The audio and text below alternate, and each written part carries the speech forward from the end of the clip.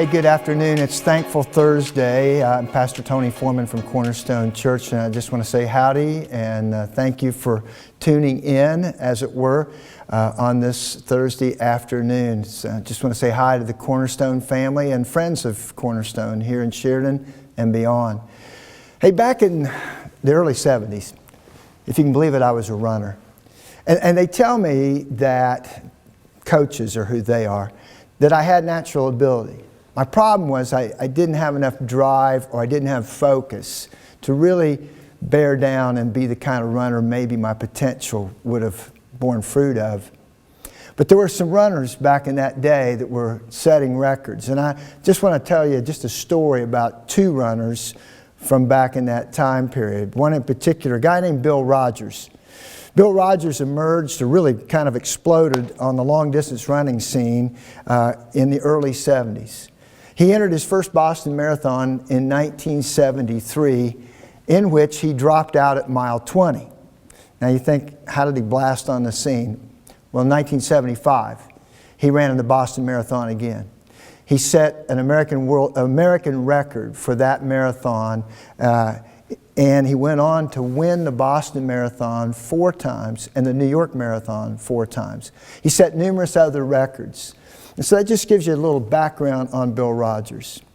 There was another great runner that came on the scene, a guy named Bill Broadhurst. He was a great runner because of his attitude. He entered a 10K race in Omaha, a race that Bill Rodgers would win in less than 30 minutes. Bill Broadhurst had a handicap. He was paralyzed on his entire left side from an aneurysm early in his life. But he still loved to run.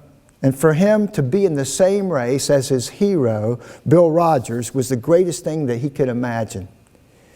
There were banners, and they had already been taken down. The traffic had begun to flow on the roads again, and there was nothing left that would even tell you there'd been a run, except for one man, Bill Broadhurst. He was still running. 2 hours had gone by since Bill Rodgers crossed the finish line. Broadhurst was nearing the place where the finish line should have been. And a couple of kids on bikes rode past him and said, Hey, mister, are you still running in that race? It's been over for 2 hours. Someone's already finished first, and why don't you just quit? The race is over.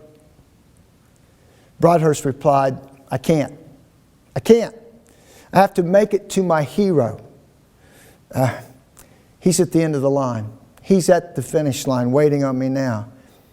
And Broadhurst kept running. As he approached the place where he knew the finish line should be, suddenly there emerged about 30 people along with Bill Rodgers, and they'd posted a banner. They put a ribbon across where the finish line had been, and Broadhurst stumbled across the finish line. Been well over 2 hours. And there stood his hero, Bill Rodgers, who took off the ribbon that he had won for the race and put it on Broadhurst's neck. And he said, Bill, you're a winner because you didn't quit.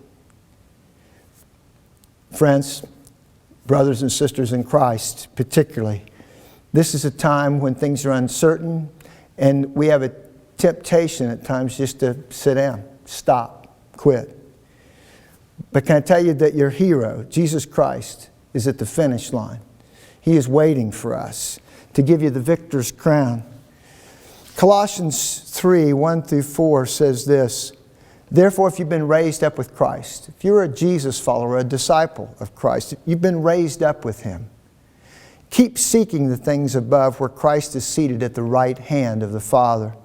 Set your mind on the things above, not on things on the earth. We must, in times like this, pay attention to current events, but set our minds on things above, on the one who believes in us enough that He died for us.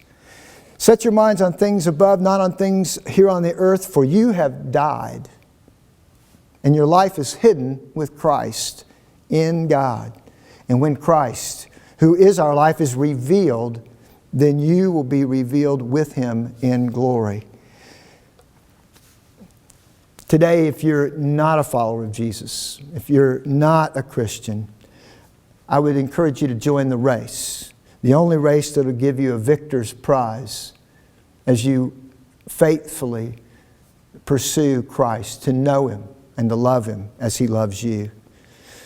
And we as Jesus followers, as Christians, need to keep running the race, a faith-filled, hope-focused race. Hope and faith are what keep us moving. It's the motivators that Jesus has won the victory for us. Jesus is at the finish line. 2 Timothy 4:7-8 says this. Paul, the apostle, knows that his time is running short.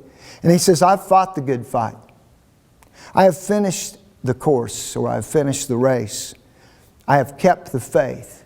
It's not that he was anything special, but he put his faith in Christ, who is supreme. And then he says this in verse 8. In the future, there is laid up for me a crown of righteousness, which the Lord, the righteous judge, will award to me on that day, and not only to me, but to all who have loved His appearing. This is speaking of His first appearing. Jesus came to pay a price, a debt that we owed for sin, a sin against the King of glory. And Jesus paid it for us. And He wants to place the golden crown of life upon our head when we meet Him face to face. Let's go for the gold. The gold is our faith that's being refined in uncertain times, times like this. But let us hold fast to our faith. May your faith be refined as pure gold in this season of great change.